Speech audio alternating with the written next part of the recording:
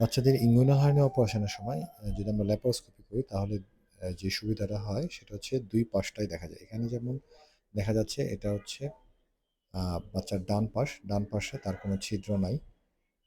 পেটের উপর থেকে নাভির উপর থেকে ক্যামেরা ঢোকালে আমরা যখন নিচের দিকে দেখি এখানে কোনো ছিদ্র নাই। কিন্তু তার বাম পাশে এখানে একটা ছিদ্র আছে এবং এদিক দিয়ে খাদ্যনালী ঢুকে গেলে তখন এটাকে আমরা হার্নিয়া বলি।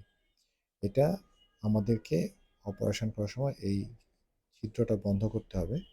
কিন্তু আমাদের যে ২ টা জিনিস সেভ করতে হয় সেটা হচ্ছে এই বীর্য নালী দেখা যাচ্ছে সাদা যে নালীটা, এটা টেস্টিস, আমি যেটা টান দিতে দিচ্ছি সেটা হচ্ছে টেস্টিস। এই টেস্টিস থেকে বের হয়ে আসতেছে এই বীর্য নালী এবং এর পাশে যেটা আছে এটা হচ্ছে এটা রক্তনালীটা। এই ২ টা জিনিস সেভ করে আমাদেরকে এই ছিদ্রটা বন্ধ করতে হয়। যদি এই ২ টা স্ট্রাকচার সেভ করে সঠিকভাবে এই রাস্তাটা ছিদ্রটা বন্ধ করে দেওয়া হয় তাহলে এই হার্নিয়া দ্বিতীয়বার আর হবে না এবং এটা থেকে ভবিষ্যতে তার কোনো সমস্যা হবে না।